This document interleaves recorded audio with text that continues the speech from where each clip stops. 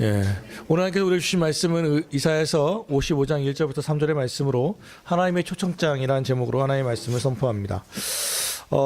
재작년이죠. 2006년 6월 10일에 미국의 이베이라고 하는 인터넷 사이트에서 한 경매가 있었습니다. 잘 아시는 것처럼 워렌 버핏 투자의 규제라고 하는 그와의 점심에 대해서 경매를 했는데요. 그와 말 그대로 점심 한 끼 하는 겁니다. 얼마에 낙찰됐냐면 40억 3천만 원의 한 끼의 식사가 결정되었습니다. 345만 6,789달러. 그러니까 한 끼 그와 함께 약 2시간 정도 같이 밥 먹는 건데요. 그때 저도 이 기사를 보니까 검색하면서 알았는데 모든 것을 다 질문할 수는 있는데 2시간 동안 이거 하나는 질문하면 안 된답니다. 혹시 뭘 것 같습니까?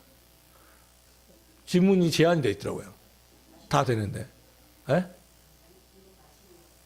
이거 맛이 어떤가요? 이거 물어보면 안 되나요? 뭐냐면 다음에 어디다 투자하실 겁니까? 이거 안 된답니다. 워렌 버핏의 다음 투자처에 대한 질문을 제외하고는 모든 질문은 가능하다고 합니다. 그래서 약 40억 3천만 원을 받아서 이제 기부하는 거죠. 그걸 1999년부터 지금까지 워렌 버핏은 해오고 있습니다. 근데 이것을 하려면 정말 말 그대로 경매입니다. 경매. 이 사람과 한번 밥 먹는 것, 그래서 그와 이야기를 나누고 그의 어떤 투자하는 기술 또는 기법과 함께하는 것, 또 그가 갖고 있는 인맥들, 그런 것들에 대해서 사람들은 돈을 아끼지 않고 투자하고 함께하는 것이죠. 오늘 말씀의 제목은 하나님의 초청장입니다. 쉽게 말하면 하나님께서 나에게 오라고 하는, 식사 같이 하자고 하는 초청장을 보냈습니다. 이것에 대해서 이스라엘 백성들은 어떻게 반응하는가? 사실 이스라엘 백성은 좀 심각한 상황에 있었습니다. 이사야서를 두 가지로 보는데, 이사야서는 40장까지는 분위기가 되게 좋다가 갑자기 넘어가면서 분위기가 되게 안 좋거든요. 그래서 분위기 안 좋다가 분위기가 갑자기 좋아져요. 망한다 하다가 갑자기 살아날 거야를 하거든요. 그래서 신학계에서는 두 가지로 보는데, 하나는 이사야 제1 이사야, 그러니까 이사야는 39장까지만 쓰고 그 뒤부터는 바벨론 포로기 때 쓰여진 것이 아니냐, 이사야의 이름을 가지고 그렇게 보는 학자들이 많고, 또 하나는 이사야가 쭉 처음부터 끝까지 다 썼다라고 하는 두 가지 학설이 있는데, 학계에서는 사실 이사야서를 이 제1 이사야로 제2 이사야로 나누는 경향이 더 강하긴 합니다. 오늘 말씀도 이 바벨론 포로기에 쓰여졌던 것으로 보면 이 말씀은 더 큰 은혜를 끼치게 됩니다.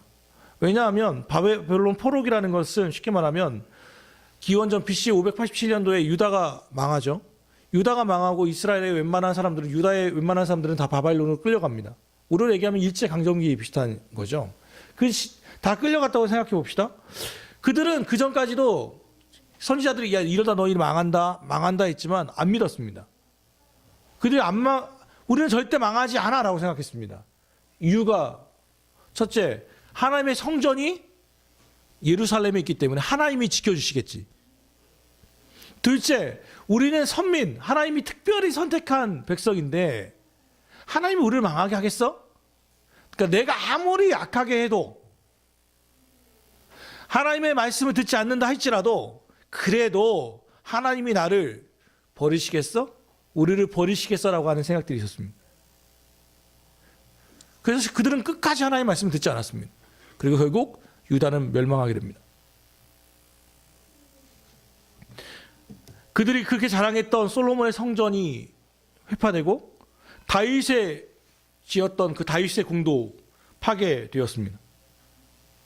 그 성전에 있던 모든 값비싼 금그릇, 은그릇을 비롯한 집기들은 다 바벨론의 전리품이 되고 말았고, 함께 지냈던 유대 공동체는 파멸되었습니다.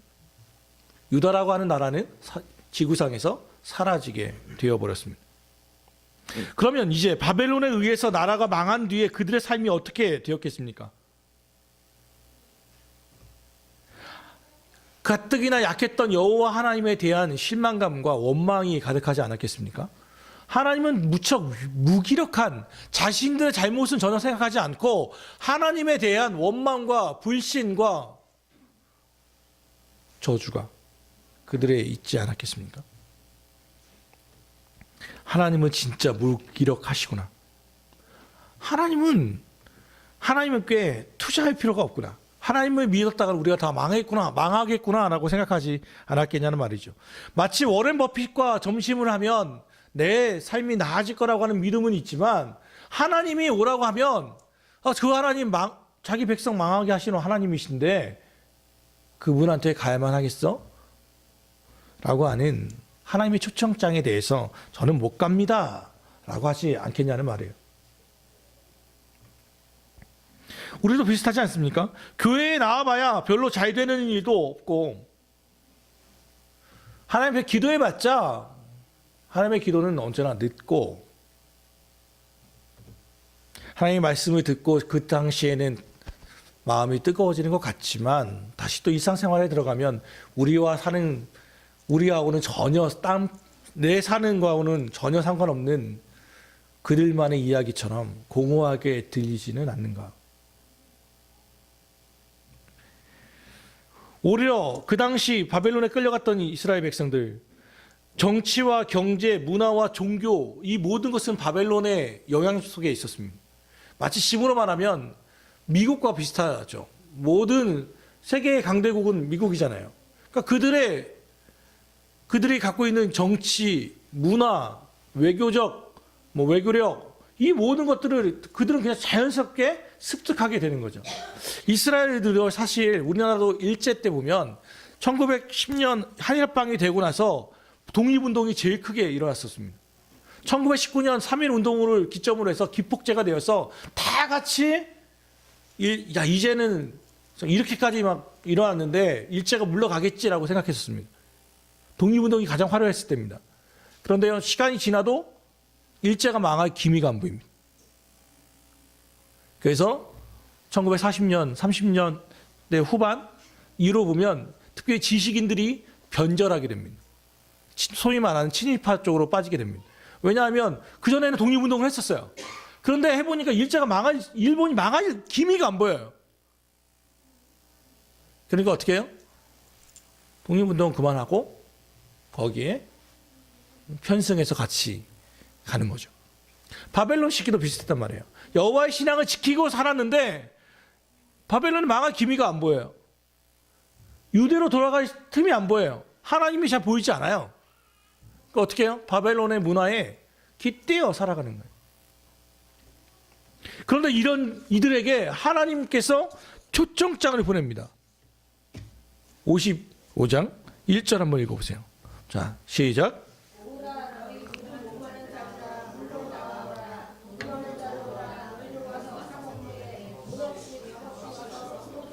오라는 거예요. 오라는 거. 무기력해 보이는 하나님, 아무런 영향도 못 미치는, 이 현실 세계에서 아무런 영향도 못 미치는 것 같은 그 하나님이 지금 뭐라고 하냐면 와라! 라고 하시는 거예요. 와라. 오라 초청장을 보내는 거예요. 여러분 저는 어렸을 때 아마 아이들은 잘 모를 텐데 없어지는 말들이 좀 몇 개 있는데 그런 거 있죠. 밤이 되면 찹쌀떡, 메밀묵, 만두 이런 거 있었어요.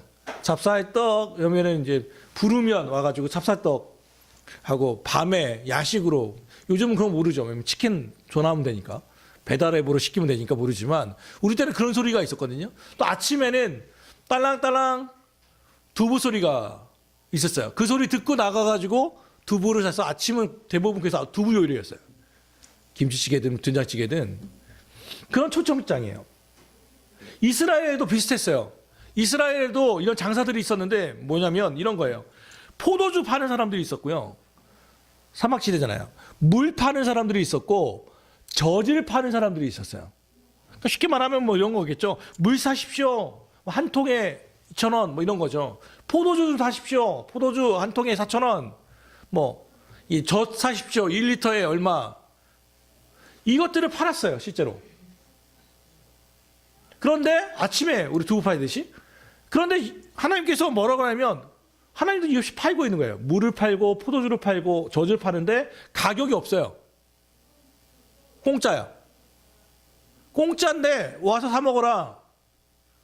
그럼 사람들이 뭐 하겠어요? 여러분 공짜면 여러분 생각해 보세요. 찹쌀떡 메밀묵을 팔아요. 그런데 얼마요? 아, 공짜인데요? 그럼 어떻게 하실 것 같아요? 감사합니다고 받을까요? 받으세요? 많이 안 받습니다, 요즘. 그죠? 의심합니다, 의심. 왜 공짜입니까? 여기 뭐 하자 있는 거 아닙니까? 유통기한 지난 거 아닙니까? 요즘 여러분 생각해 보세요. 비싼 거를 갑자기 공짜로 판대. 이거 사기 아니야? 뭔가 이거 뭐 얽매이는 거 아니에요? 그렇지 않아요? 사람은 좀 죄송하지만 어떤 대가를 치러야 와요. 받아요. 왜 교회 구원이 어려운지 아냐면 구원은 값없이 받잖아요. 그게 어려운 거예요. 차라리 고행을 해서 구원을 얻는다고 하면 맞는데 우리 구원은 은혜로 받는 거거든요. 공짜로 주는 거예요. 그러니까 오히려 사람들이 믿지를 않는 거예요. 뒤에 좀 더 얘기를 하겠지만 이 세 가지는 사실 물과 포도주와 젖은 각 상징성들이 좀 있어요. 뭐냐면 물은 쉽게 말하면 생명이에요. 생명. 물을 사라는 것은 생명을 사라는 거예요. 왜 물이 생명이냐면 우리 몸은 신체의 70%가 물로 구성되어 있죠. 그중에 2%가 부족하면 갈증을 느껴요. 그래서 왜 음료수에 2% 있죠. 그 왜 그냥 나온 게 아니에요. 2%는 과학적인 근거를 가지고 한 거예요. 갈증 날 때가 딱 2%가 딱 부족하면 70% 중에 딱 2% 딱 부족하면 갈증을 느껴요. 5%가 부족하면 혼수 상태로 빠져요. 그리고 12%가 빠지면 죽어요. 그러니까 출혈을 느낄 때 5%만 빠져도 우리는 바로 그냥 혼수 상태고요. 12% 빠졌다 사망이에요. 사망. 물은 그래서 생명이에요. 생명. 물보다 귀한 것은 없어요. 하나님께서 인간의 죄악을 징계하실 때 제일 먼저 하시는 게 그래서 하늘문을 닫아버리고 비를 오지 않게 하는 거예요. 가뭄을 주어버리는 거죠. 그러면 갈증을 느끼게 돼 있어요. 물이 만약 오지 않는다면 재앙과 죽음이 오게 되어 있죠. 물을 사라는 것은 생명을 사라는 것입니다. 생명을 사라는 것. 너의 목마름을 해결하는 것, 이 물이에요. 물. 영원하신 생수이신 예수를 사라는 거예요. 하나님 앞서 말한 것처럼 이것은 공짜로 줘요. 오직 이것을 기록하면 너희로 예수께서 하나님의 아들 그리스도이심을 믿게 하려 함이요 또 너희로 믿고 그 이름을 힘입어 생명을 얻게 하려 함이라. 요한복음 20장 31절에 성경을 기록한 목적이 우리에게 생명을 주는 것이라고 분명히 기록하고 있습니다. 물을 먹어라. 생명을 먹으라는 거예요. 사라는 거죠. 포도주는 기쁨이에요. 기쁨. 포도주 잔치를 벌리면 뭘 먹죠? 포도주를 마셨어요. 우리는 소맥일지 모르지만 이스라엘 백성은 포도주예요. 포도주. 기쁨이에요. 기쁨. 이 시편 104편 15절 사람의 마음을 기쁘게 하는 포도주. 시편 4편 7절 주께서 내 마음에 두신 기쁨은 저희의 곡식과 새 포도주의 풍성할 때보다 더합니다. 요한복음 15장 11절 내가 이것을 너희에게 기름은 내 기쁨이 너희 안에 있어 너희 기쁨을 충만하게 하려 함이라. 대부분 포도주는 성경에서는 기쁨을 의미합니다. 물이 생명이라면 포도주는 기쁨입니다. 기쁨을 사라고 말합니다. 기쁨은 돈 주고 사는 게 아닙니다. 요즘 아이들 제가 작년에 종교계 스마트폰 중독 관련해서 강사 교육을 받으면서 보고 들은 것들인데 대부분 거기서 그런 거 아니다. 강사들 이미 활동하신 분도 많았거든요. 여러분이 만난 아이들 중에 또 모바일 게임으로 제일 많이 지른 사람 배틀이 걸렸어요. 배틀. 뭐 30만 원이요, 뭐 50만 원이요. 최고는 1,200만 원이었어요. 초등학생이 엄마의 핸드폰으로 결제해서 모바일 게임 아이템 사고 하는 게 1,200만 원을 결제한 사례가 있더라고요. 우리 강사 중에. 그러면 애들이 왜 게임을 해서 왜 아이템을 막 삽니까? 기쁘기 위해서 그래요. 게임을 하는 이유도 기쁘기 때문이고 거기서 아이템을 사면 좀 더 캐릭터가 강해지면 남들 이렇게 막 학살하고 다닐 수 있거든요. 거기에 대한 기쁨이죠. 즐거움, 그걸 위해 뭐예요? 내 돈 아니니까 막 지르는 거죠. 이게 보이지 않는 거잖아요. 우리는 기쁨을 위해서 사실 많은 것을 투자합니다. 그렇지 않습니까? 잠시 기쁨을 위해서 술을 마시는 이유도 그렇죠. 또 게임하는 이유도 앞서 말한 것처럼. 오늘 이제 청소년부 신입생 환영회가 있을 텐데 거기서 아마 오늘 뭐 스크린 야구를 한대요. 스크린 야구. 저도 하고 싶은데 저는 비싸도 못 하는데 애들은 한대요. 재밌을 것 같아요. 그 게임을 하기 위해서 돈을 내잖아요. 기쁨을 자꾸 살려고 해요. 근데 그 기쁨은 한계가 있어요. 그 당시에만 기뻐요. 또 후유증이 있기도 하고요. 이 기쁨에 헤어나지 못하면 그것이 중독이 됩니다. 하나님은 지금 포도주, 나의 영원한 기쁨으로 들어오라고 초대하고 있어요. 세 번째로 젖을 사라라고 했어요. 젖은 우리는 잘 맞진 않죠. 젖이 뭔지. 그러니까 쉽게 말하면 밥이에요. 밥 사라 이거예요. 베드로전서 2장 2절에 갓난 아이들 같이 순전하고 신령한 젖을 사모하라라고 말하고 있거든요. 이것은 영적인 양식, 밥이에요. 밥 먹어라라는 뜻이죠. 근데 그냥 집에서 먹는 그런 밥 말고, 육적인 밥 말고 말씀, 영적인 밥을 먹어라라는 뜻입니다. 그러니까 쉽게 말하면 생명도 공짜고 기쁨도 공짜고 영적인 양식, 밥도 공짜예요. 목마른 사람, 돈 없는 사람, 배부른 다 오라는 거예요. 값없이 사줄게. 이게 하나님의 초청장이에요. 초청장. 우리는 값 없이 오직 은혜로만 받는다는 것을 믿는데 쉽게 말하면 로마 카톨릭은 이걸 믿지 않아요. 저는 카톨릭에서 신앙생활을 어렸을 때 했기 때문에 잘 알아요. 여러분 주일학교에서 숙제 없죠? 저는 카톨릭 다닐 때 그 천주교 성당 다닐 때 숙제 있었어요. 숙제가 뭐냐면 일일 일선, 하루에 한 가지 착한 일을 하고 거기다 기록해야 돼요. 그럼 뭐 엄마 설거지를 도와줌, 뭐 이런 식으로 해서 매일 일기처럼 그거를 이렇게 하면 이렇게 달란트 주고 했단 말이에요. 왜 그러냐면 카톨릭은 믿음도 중요하지만 뭐가 중요하면 행위 구원, 착하게 살아야 구원받는다. 행위의 구원을 얘기해요. 근데 하나님은 행위 구원을 의미하지 않아요. 믿음 구원을 의미해요. 값없이 은혜로만 구원을 받아요. 그러면 행위는 상관없다는 얘기냐? 아니죠. 은혜로 받았으니 감사해서 바르게 착하게 살아가는 거죠. 하여튼 하나님께서 이렇게 초청장을 날렸어요. 그런데 사람들의 현실은 어떠냐? 2절 한번 읽어볼까요? 2절. 자, 시작.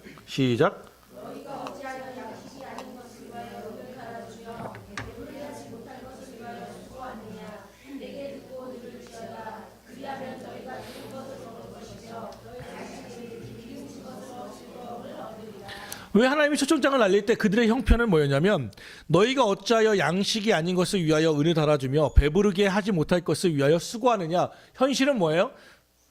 양식 아닌 거 이것을 위해서 은을 달아준다. 이 당시에 화폐 단위가 은이니까 은은 무게를 달았으니까 양식이 아닌데 그걸 가지고 자꾸 사 먹는 거예요. 우리도 애들 보면 쉽게 설명한다면 아이들이 학교 다닐 때 불량 음식 먹지 말라고 하잖아요. 그죠? 불량식품 먹지 말라고. 그런데 거기 다 보면 항상 줄 서 있어요. 먹지 말라고 하는데 항상 줄 서가지고 뭐 달고나 해 먹고 뭐 뽑기 하고 뭐 하죠. 그렇지 않나요? 잠깐 먹지 말라고 할거. 오늘 잠깐 우리 박은주 집사님하고 김혜경 목사님하고 잠깐 얘기했는데 당뇨에 대해서 잠깐 얘기했거든요. 다 알잖아요. 음식 안 좋다는 거, 뭐 음료수 안 좋아, 아이스크림 별로 안 좋아, 치킨도 보면 안 좋아, 뭐 혈관에 별로 이렇게 안 좋은 것들 많아요. 근데 다 맛있다는 거죠. 그것들은 맛있어 문제는. 그러니까 지금 당장 먹는다고 해서 내 혈관에 뭐가 쌓이는 것 같지 않거든요.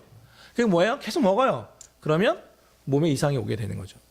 고혈압으로 가든지 당뇨로 가든지 성인병으로 가게 되는 겁니다. 혈관이 깨끗해지지 못하니까요. 심장이 막히기도 하고.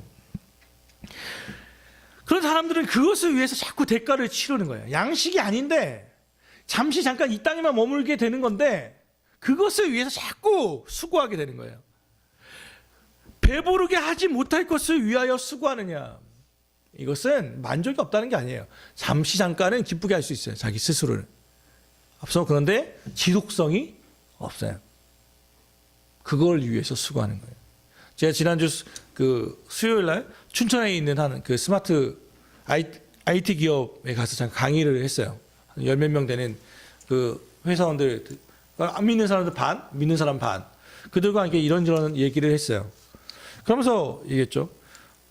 처음엔 다 막 얼굴 막 있다가 이 얘기에 그들이 다 빵 얼굴에 마음을 풀기 시작했어요. 여러분 30일 중에 하루만 기쁘죠? 했더니 네. 갑자기 막 월급날. 네. 그날만 기쁘시죠? 네. 근데 그 기쁨도 짧죠? 했더니 어떻게 하셨어요? 퍼가요. 뭐 신한은행 퍼가요. 뭐 신한카드 퍼가요. 우리은행 퍼가요. 뭐 대출금 퍼가요. 다 뭐 하루만 잠깐만 기쁘시죠? 네. 그때부터 마음이 풀어져가지고 강의를 이렇게 했었어요. 우리가 열심히 살아요. 열심히 살지 않는다는 게 아니에요. 양식이 아닌 것이라도 우리는 최선을 다해 삽니다. 특별히 요즘 대학생들요. 저희 다닐 때나 놀고 먹고 대학생이었지. 우리 때는 알바하는 거 정말 특이한 일이었어요. 형편이 진짜 나쁜 애들만 알바했어요. 그렇지 않으면 거의 알바 안 했어요. 그런데 요즘은 알바는 필수예요. 왜냐하면 등록금이 너무 비싸요. 너무 비싸요. 그러니까 뭐예요? 그나마 하려니까 막 애들 공부도 해야지. 전공 서적은 얼마나 또 비쌉니까? 그러니까 알바하면서 자기 또 용돈도 벌어야지. 그러니까 요즘처럼 애들 청년들이 왜 이렇게 힘드냐면 그냥 오죽하면 3포, 5포, 9포, N포 누가 그러더라고. 결혼은 사치래요. 꿈은 사치라? 꿈꾸는 것 자체가 사치라는 시대를 살고 있거든요. 현실 자체가 어려운 거예요. 요즘 뭐 자꾸 비트코인 뭐 얘기하는데 그 이유가 뭡니까? 다른 거 없어요. 예. 꿈이 거기밖에 없는 거예요. 현실을 타개할 수 있는 방법이 여기다가 투자해가지고 몇 배 올릴 수 있는 방법이 그밖에 안 보이니까 자꾸 그쪽으로 투자하려고 하는 거죠. 투기하는 거죠. 사실 말하면. 그러니까 자꾸 우리는 돈을 투자하고 시간을 투자하고 땀을 투자하고 시간을 투자하는데 그게 진짜 우리를 만족시키게 하는 거냐는 말이죠. 그게 정말 우리를 만족시키는 겁니까? 영원한 투자처입니까? 망하지 않습니까? 저는 비트코인 잘 모릅니다. 그런데 분명한 거 한 가지는 제가 알겠습니다. 왜냐하면 책임 소재가 없다는 것입니다. 한참 있다가도 갑자기 그걸 만든 이가 없애버리면 없어지더라고요. 투자했던 게 그냥 날아가더라고요. 그걸 알겠더라고요. 책임 소재가 없어요. 우리가 열심히 투자한 것이 한순간에 날아가 버릴 수 있다는 것을 여러분 아십니까? 우리나라는 그것을 경험해 봤습니다. 6.25 때. 건물을 샀습니다. 전쟁이 났습니다. 폭탄이 터졌습니다. 쾅 하고 날아갔습니다. 그 돈? 보상은 누가 해줍니까? 없어요. 우리는 그것을 경험해 봤어요. 지금 요즘 오죽하면 그 조물주 위에 건물주라고 하잖아요.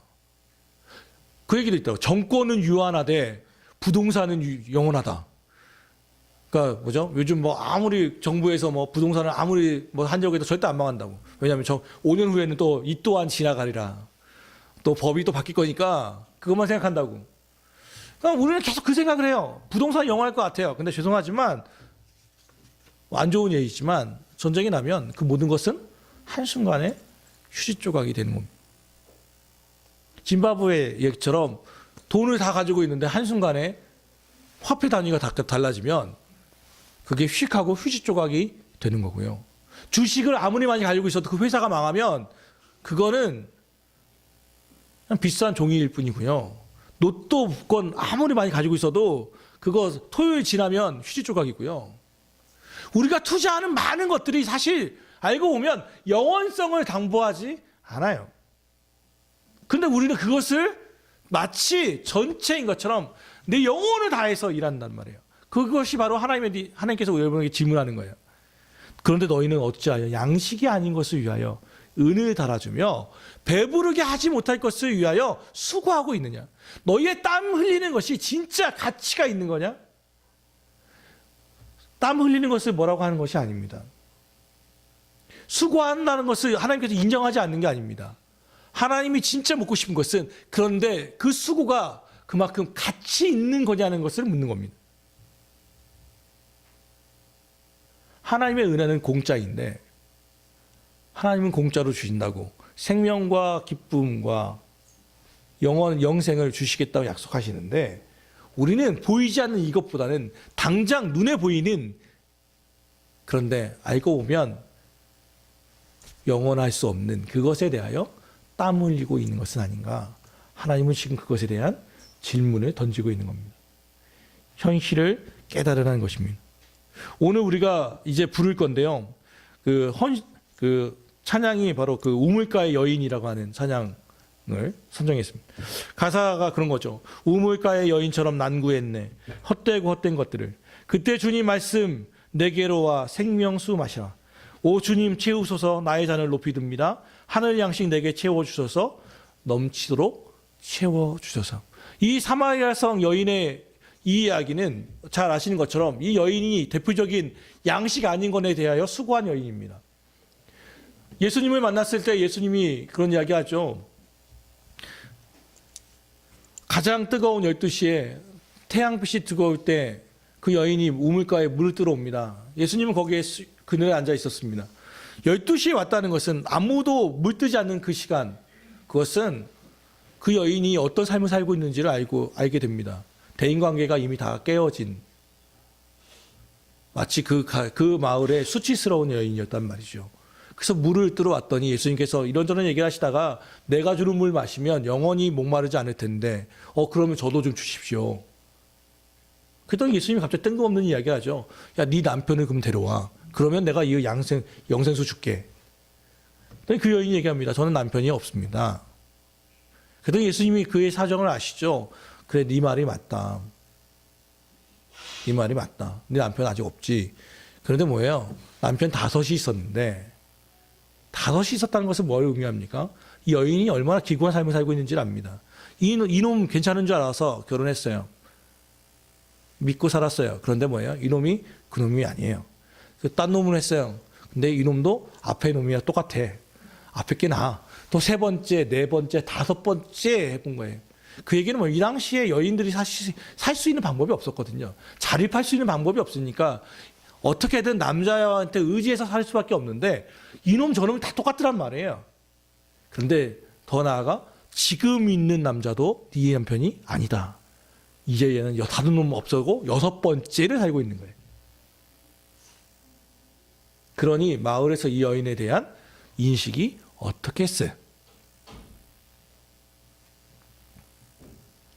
그런 여인의 사정을 형편을 다 아시죠.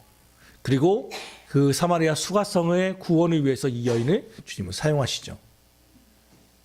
내가 누구인지를 얘기하고 예배에 대해서 말씀하셨을 때 그 여인이 당신은 선자입니다. 당신은 구원자입니다까지 나아가 당신이 메시아시군요. 그러고서는 물통을 다 내어 던지고 마을로 뛰어들어갑니다. 그리고 내가 메시아를 만났다고. 성경에서 예언한 그 사람을 만났다고. 다 오라고. 그 전까지는 사람들의 낯이 피해 다녔던 그 여인이 마을 사람들에게 직접 뛰어들어가 전도하는 일들이 벌어지고 그 사람들이 예수님께 나왔을 때 주님이 그 마을을 구원하는 이야기가 요한복음 4장에 기록되어 있습니다. 마치 우리와 비슷하지 않습니까? 의지할 것이라고는 그 남편이라고 하는 보이지 않는 하나님이 아니라 보이고 직접적인 영향력을 미치는 그것에 대하여 우리는 투자하고 모든 힘을 다하여 그것을 얻기 위하여 일합니다. 그런데 주님은 그것은 양식 아닌 것이라고, 너의 배를 부르지 못하게 하는 것이라고 오늘 성경은 말하고 있습니다. 그러면 어떻게 하면 됩니까? 주님이 약속하시는 게 있습니다. 명령하시는 게 있습니다. 배부르지 못할 것을 위하여 수고하느냐. 내게 듣고 들을지어다. 그리하면 너희가 좋은 것을 먹을 것이며 너희 자신들이 기름진 것으로 즐거움을 얻으리라.